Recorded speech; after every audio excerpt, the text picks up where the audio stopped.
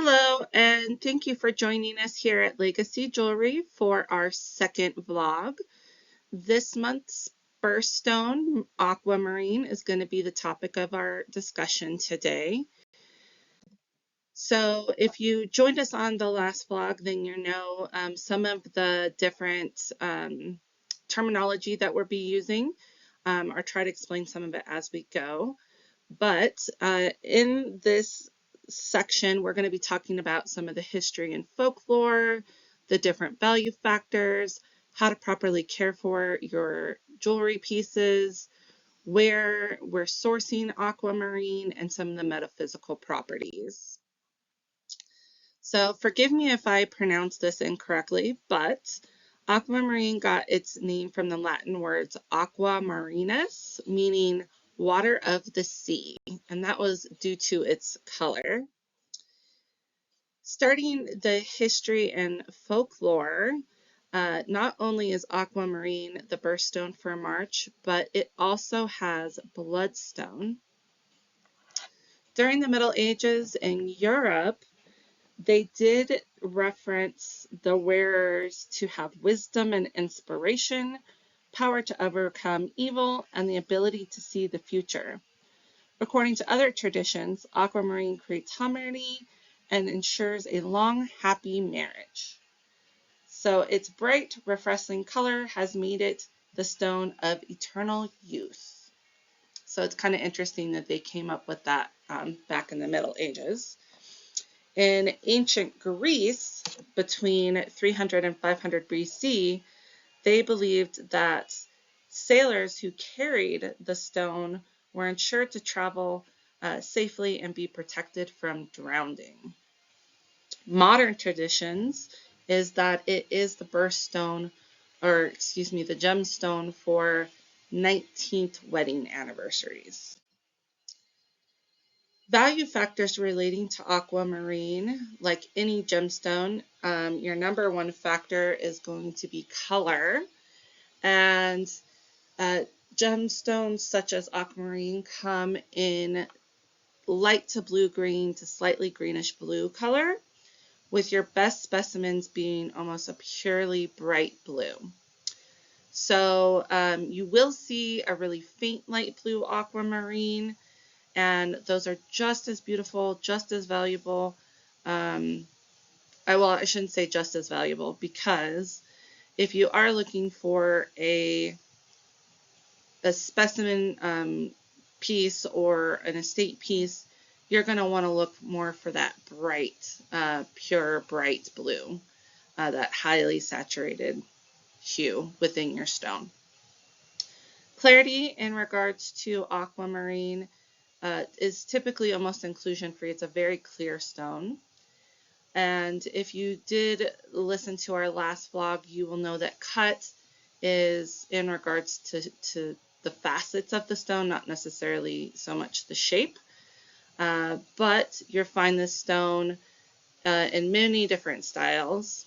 I will say that this stone, as well as many other stones, beads and cabochons are typically reserved for commercial grade, lower quality stones, while the, faceted fantasy cuts and carvings are traditionally used more for jewelry pieces, higher end pieces. Carat is going to be your weight or size, and they have found stones up to 50 carats. Treatment, typically for aquamarine, is solely just heat treating to improve the color and reduce the greenish tones that present themselves. And they're using the same process that duplicates what's happening in Earth. So the results are permanent, and there's no special care needed by you, the gem owner. Aquamarine is part of the beryl family. Other beryls that you might be familiar with include emerald or morganite. I have listed here the different elements that you're going to find that are put together in order to create aquamarine, and the chemical formula if you're curious. It is formed in pegmatites, pockets within the Earth's crust. And basically the same way that uh, amethyst is created, you're going to have that hot chemical rich fluids, uh, mineral rich material seeping down into the rocks and crystallizing, creating items such as aquamarine. And I mentioned the 50 carats. I don't know exactly, that was probably just cut and faceted, but Brazil is known to have yielded a 240-pound crystal, which is amazing. I would have loved to have seen that. Brazil is the leading producer of aquamarine. Other significant sources are in Africa, with Mozambique, Nigeria, and Zambia being some lead producers as well. Some of my favorites actually have come from Pakistan. I love the color that they're getting, and they're getting really large barrels off of their host materials, which are pretty cool. So when you're caring for your aquamarine, the best way is your typical, like, over the counter, like what we sell is for fine jewelry, liquid cleaner. Most gemstones are going to be able to handle soap and water if that's the route you want to take. And it is safe for ultrasonic cleaning in a short amount of time. It is pretty good at resisting chipping and breaking, so there's no major routine concerns regarding its stability. You can have it exposed to light. It's not going to fade. It's already a pretty light stone. And it falls between a 7.5 and 8 on Mohs scale of hardness. If you don't know about Mohs scale of hardness, refer back to our last blog for additional information.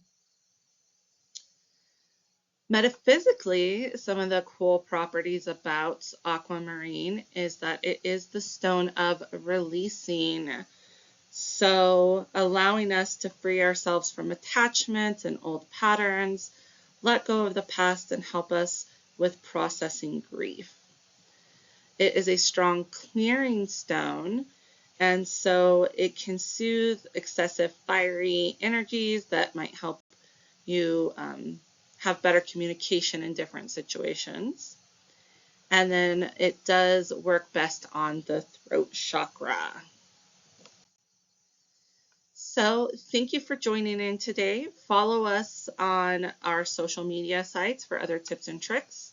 If you have any questions, feel free to give us a call or email us. We would be more than happy to help.